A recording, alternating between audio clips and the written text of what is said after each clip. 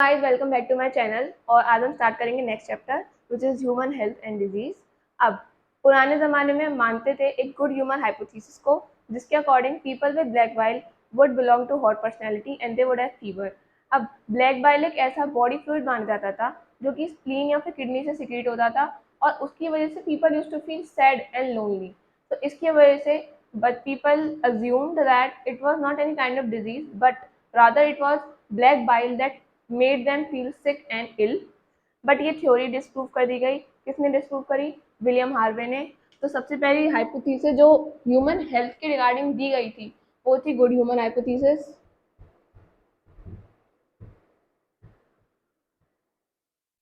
जिसको डिस्प्रूव किसने किया?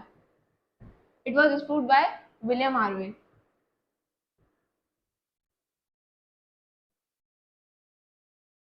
कैसे डिस्प्रूव किया? इन्होंने डिस्कवर किया blood circulation in the body. He discovered blood circulation in the body. जब इन्होंने ब्लड सर्कुलेशन को डिस्कवर किया उसके बाद इन्होंने और रिसर्चेस करी और इन्होंने डेमोन्स्ट्रेट किया कि जो पीपल होते थे, people with black bile, they had normal body temperature. इसका मतलब ये था कि फर्स्ट ऑफ ऑल पहले तो ये डिस्कार्ड कर दिया गया कि they did not belong to hot personality. जब उन्होंने नॉर्मल बॉडी टेम्परेचर उन पीपल के अंदर दिखाया तो ही proved that these people had normal body temperature even after having black bile. ठीक है। दूसरी चीज, इन्होंने डिजीज का कारण ये तो नहीं होता था। फर्दर रिसर्चेज में पता चला कि जो हमारा माइंड होता है वो neuro neuro system and endocrine system के थ्रू हमारे बॉडी को इन्फ्लुएंस करता है, इम्यून सिस्टम को इन्फ्लुएंस करता है, which is responsible for affecting our health. तो जैसे जैसे हमारी हेल्थ होगी वो किसका रिजल्ट होगा? It would be the result of our thinking process and our mental state. हम जैसे मेंटल स्टेट में रहेंगे वैसे ही हमारी body would try to adapt according to that kind of thinking which we have. इसलिए हमारी mental state and mind both of them play an important role in maintaining our health. ठीक है। So disprove by William Harvey. ये वाली चीज हमें याद रखनी क्योंकि वन वर्ड आंसर में या सर्च एंड रीजन टाइप में यहाँ से भी क्वेश्चन आ जाता है गुड ह्यूमन हाइपोथेसिस के रिगार्डिंग। एंड डिस्प्रूव किसने करी थी? विलियम हार्वे ने। कैसे करी थी? By demonstrating normal body temperature in the person with black bile. ठीक है। अब हेल्थ को अफेक्ट क्या क्या चीजें करती हैं? What are the factors which affect the health? सबसे पहले तो genetic disorders. Factors affecting health में सबसे पहले हमारा आता है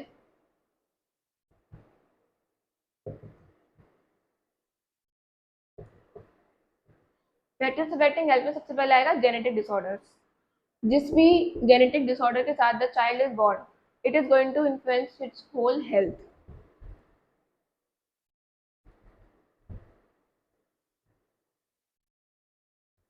जेनेटिक डिसऑर्डर्स में जैसे कि डाउन सिंड्रोम हो गया, it is a kind of genetic disorder only, जिसकी वजह से the whole health is affected. Normal वेलकर स्टेट तो नहीं होता। द चाइल्ड, जो भी चाइल्ड सफर करता है डाउन सिंड्रोम से, it is not, he is not having normal mental state and physical fitness. तो it is a kind of genetic disorder.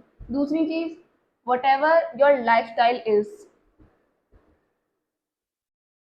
आप किस तरीके का लाइफस्टाइल अडेप्ट करते हैं, आप एक्सरसाइज करते हैं या नहीं करते हैं, हेल्दी डाइट लेते हैं या नहीं लेते हैं। तो तीसरा फैक्टर होता है जो हमारी हेल्थ को अफेक्ट करता है वो होते हैं इन्फेक्शन। उसके बाद हमारे इकोनॉमिक स्टेटस, कि हम अच्छी डाइट अफोर्ड कर पा रहे हैं या नहीं, अच्छा लाइफस्टाइल, प्रिवेंटिव मेजर्स अच्छे अफोर्ड कर पा रहे हैं या नहीं, उससे भी हमारी हेल्थ अफेक्ट होती है। जो फिफ्थ चीज़ है जो अफेक्ट करती है वो होता है हमारा थॉट प्रोसेस और मेंटल वेलबींग। जिस टाइप का मेंटल स्टेट हम रखेंगे उसी हिसाब से हमारा बॉडी रिएक्ट करता है। इसीलिए हमारा मेंटल स्टेट पॉजिटिव हमेशा रहना चाहिए, जिससे कि हमारी हेल्थ भी अच्छी रहे। ठीक है। अब हेल्थ होती क्या है? हेल्थ मतलब ये नहीं होता कि अगर आप हमको दिख रहे हो अच्छे कि you seem fine, then it does not mean that you are completely healthy. Health means complete wellbeing in all aspects, mean mentally, physically, socially, as well as emotionally. So complete well-being in all aspects of physical, social, mental and emotional well-being is said to be health. ये NCERT के definition कुछ दिए हुए हैं, इसको अच्छे से याद कर लीजिएगा।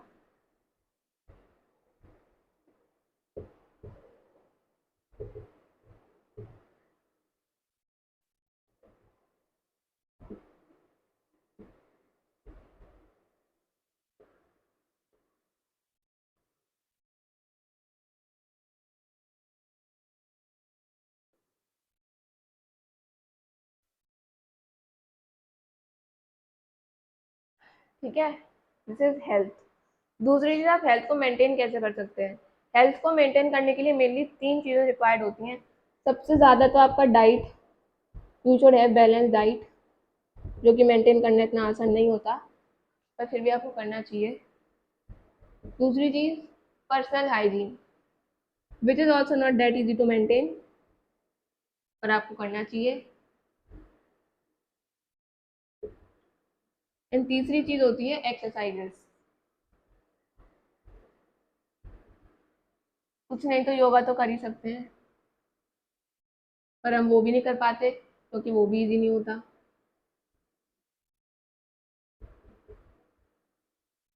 इन चीज़ों का इंपॉर्टेंस होता है हेल्थ को मेंटेन करने के लिए। अब हेल्थ के बारे में डिस्कस कर लिया, पर हेल्थ के अपोजिट एक और टर्म होता है, वो क्या होता है, डिजीज। डिजीज आप वर्ड से समझो, dis ease means you are not at ease, you are dis eased. Dis ease, what is disease? When your body functions are affected and you are characterized with any kind of appearance of signs and symptoms, then it means that you are suffering from a disease. When one or more body functions are affected, characterized with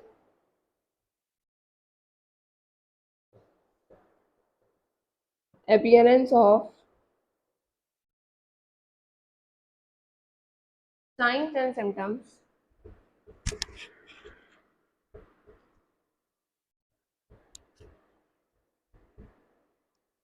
then it means you are diseased.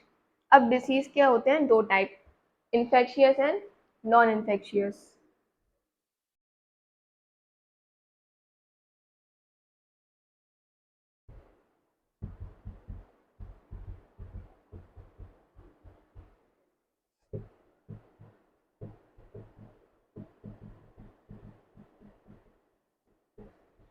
Infectious हमें पता है person to person spread होने वाले diseases होते हैं। So these diseases spread from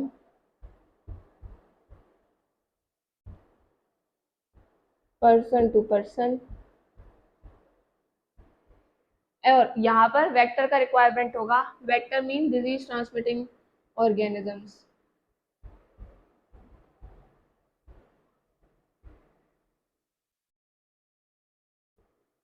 ठीक है, यहाँ पे वेक्टर्स का रिक्वायरमेंट होगा। नॉन इन्फेक्टिव डिजीजेज जो not spread from person to person, ये वाली चीज यहाँ पर एब्सेंट होगी। बट ये डिजीजेज होते कब हैं, due to internal physiology disturbances. So these diseases are due to internal physiology disturbances.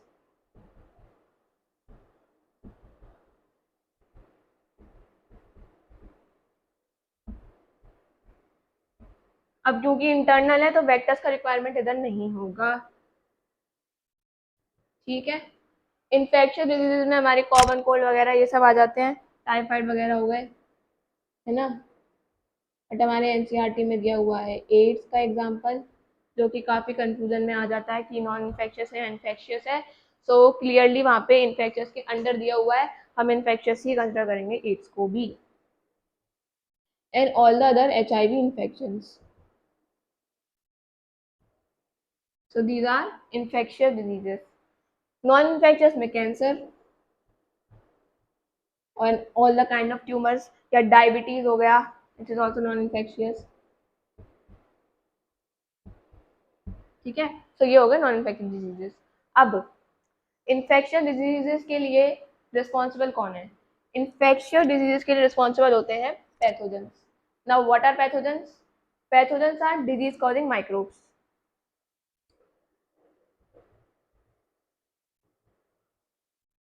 Pathogens are what? Disease causing microbes.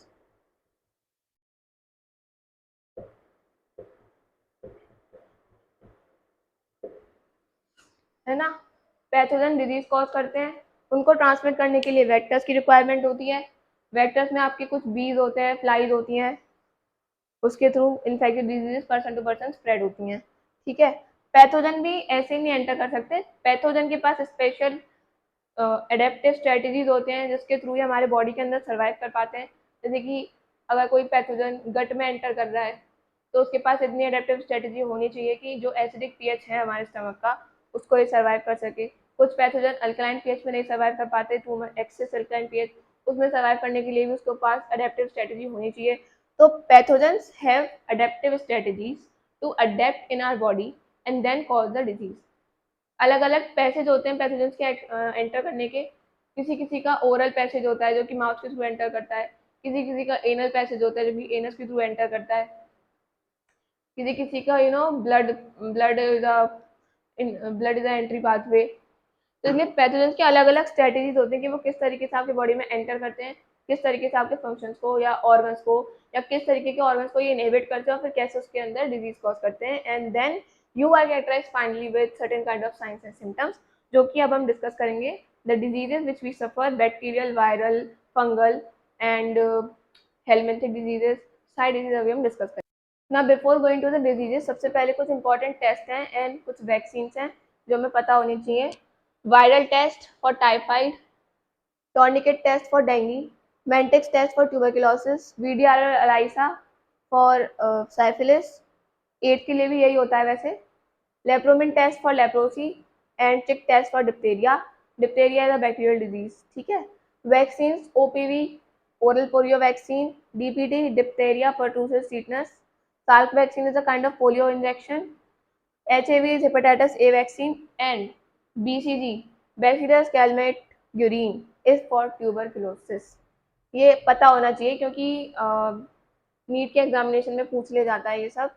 Obviously हमारी एनसीईआरटी में तो नहीं दिया हुआ वायरल टेस्ट के अलावा कोई और टेस्ट, बट आपको ये सारे टेस्ट पता होने चाहिए क्योंकि पूछ लिए जाते हैं एनसीईआरटी नीट में या फिर कभी कभी और कॉम्पिटेटिव एग्जाम्स में पूछ लिए जाते हैं। अब डिजीजेस के बारे में डिस्कस करेंगे। सबसे पहले हम डिस्कस कर रहे हैं बैक्टीरियल डिजीजेस।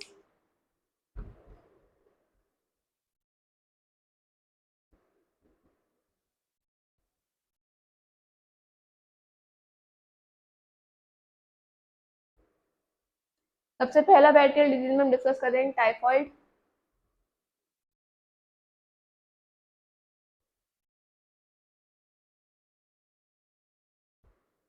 टाइफॉइड का पॉजिटिव एजेंट या फिर पैथोजन,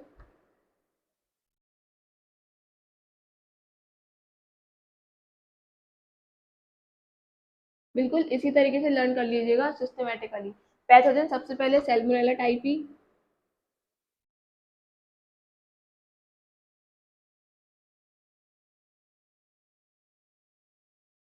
मोड ऑफ ट्रांसमिशन या mode of action,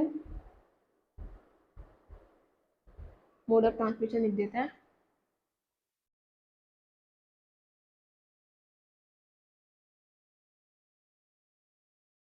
so it enters the body by contaminated food and water, ठीक है, और स्मॉल इंटेस्टाइन में इनहिबिट करती है, स्मॉल इंटेस्टाइन को अफेक्ट करती है। तो अब मोड ऑफ एक्शन है क्या या मोड ऑफ ट्रांसमिशन क्या है? कंटेमिनेटेड फूड एंड वाटर, वहां से एंटर करती है, मतलब ओरल पैसेज है, आपके माउथ के थ्रू एंटर करेगी, ठीक है, गट के थ्रू। तो इट एंटर्स स्मॉल इंटेस्टाइन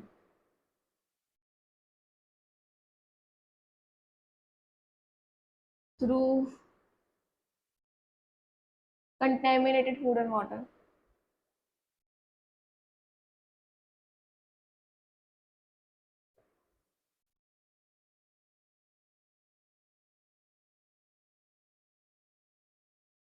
ठीक है, मोड ऑफ ट्रांसमिशन बता चुके हैं। अब बात करेंगे सिम्टम्स की।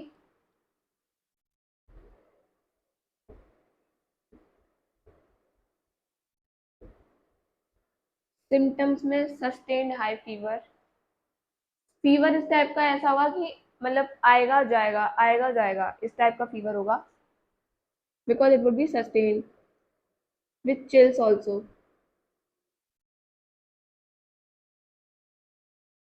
कोल्ड स्वेट्स होते हैं ना, उसके उस तरीके के फीवर होगा। टेम्परेचर आपका मेंटेन रहेगा 39 टू 40 डिग्री सेल्सियस तक।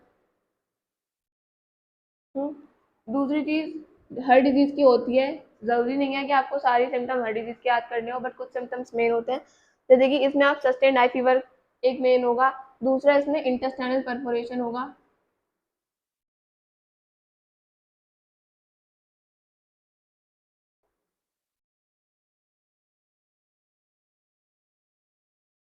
तीसरा आप इसमें स्पेशली लिख लीजिए लॉस ऑफ एपिटाइट।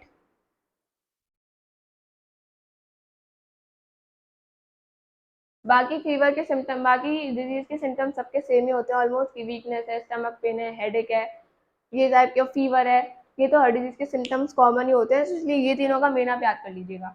ठीक है, दूसरी चीज इसको कंफर्म कैसे करते हैं, it is confirm by viral test. तो वायरल टेस्ट लिख लीजिए यहाँ पे,